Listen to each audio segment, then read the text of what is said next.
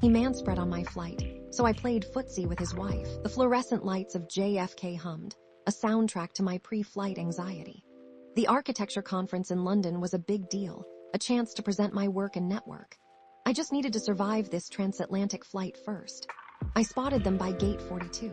He was a walking caricature of corporate arrogance, booming laugh, expensive suit stretched tight over a developing paunch. She, on the other hand, was a study in quiet resignation. Head down, shoulders slumped, she seemed determined to blend into the airport carpet. He was holding court with someone on his phone, completely oblivious to her existence. I boarded, found my window seat 32A, Victory, and settled in. Disaster struck almost immediately. They were in my row, him on the aisle, her in the middle. And he was manspreading. Not a casual, oops, didn't realize kind of manspread. This was a deliberate, territorial claiming of space. His knees were practically touching my armrest, forcing me to contort myself into an uncomfortable angle. "Excuse me," I said, as politely as I could manage, "could you maybe move your legs a bit? You're kind of in my space." He glanced at me, a flicker of annoyance crossing his face. "Sorry," he mumbled, shifting slightly. But slightly wasn't enough.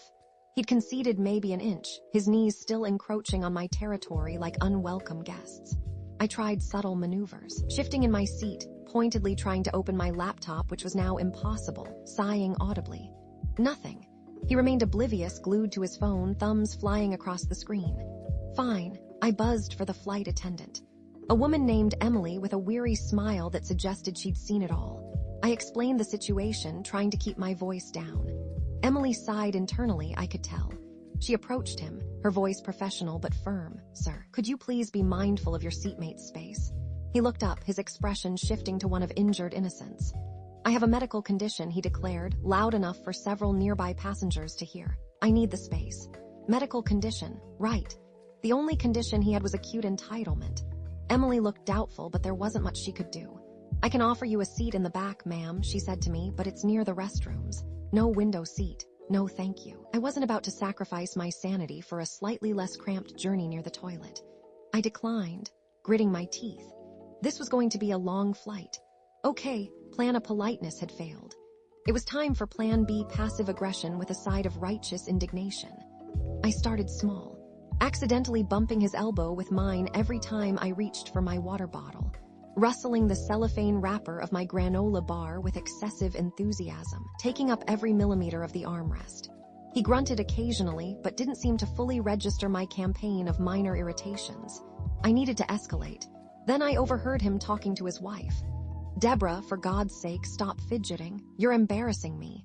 His tone was dismissive, condescending. It was the final straw.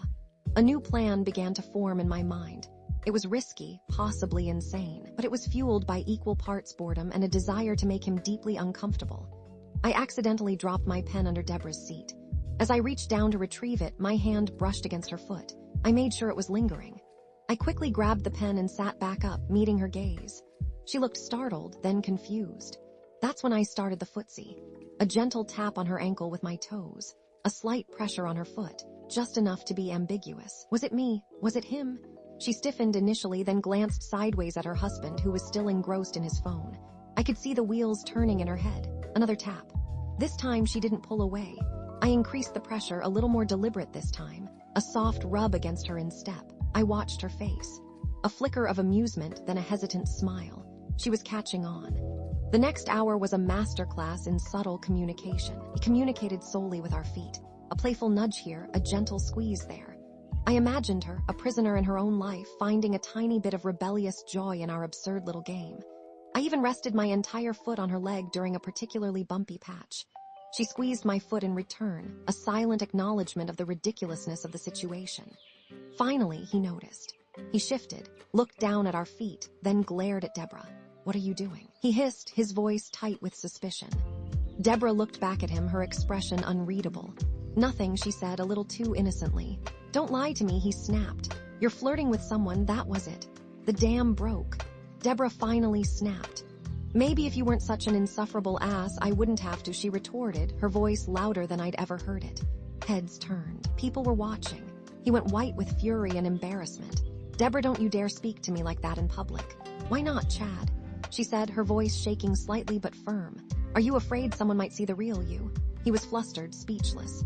He fumbled for his phone, then shoved it back in his pocket. I want to switch seats, he demanded, pointing at her. Deborah smiled, a genuine, radiant smile that transformed her face. No, she said. I'm quite comfortable here, Chad. He sputtered, his face turning an alarming shade of red.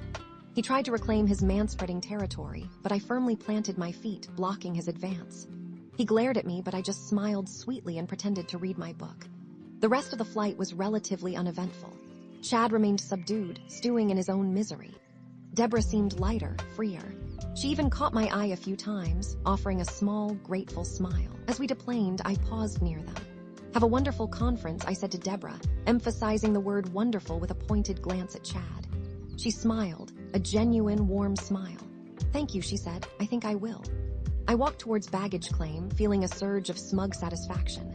I saw Chad glaring at me from a distance, his face a mask of barely suppressed rage.